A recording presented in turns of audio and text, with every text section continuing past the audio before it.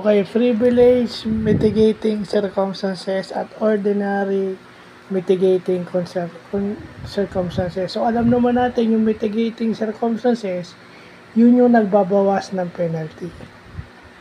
So, pag sinabi mong privilege mitigating circumstances, pinabababa yung sentensya mo from reclusion perpetua to reclusion temporal.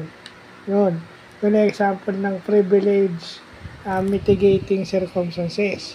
Pero pag sinabi mo namang ordinary mitigating circumstances, nakasuhan ka ng reclusion temporal, kung makakasuhan ka nakasuhan kung hindi ka nga bumaba yung sentensya mo, pero liable ka pa rin doon.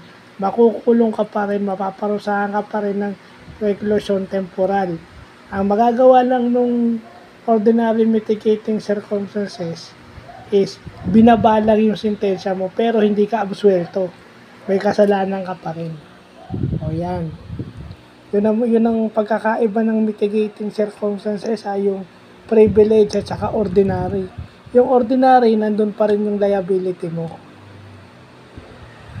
Pero pinababa yung sentensya mo. Sa privilege, binababa yung sentensya mo from 1 or 2 degrees na mas mababa.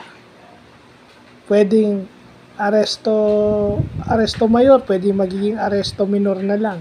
Diba? Yun ang halimbawa ng privilege mitigating circumstances. Ayan. Yan. Nagpapasalamat pala ako dun kay G. Masmela Jr. Inspirasyon kung ba't nagbabasa ako ng batas ngayon. So, yun lang po.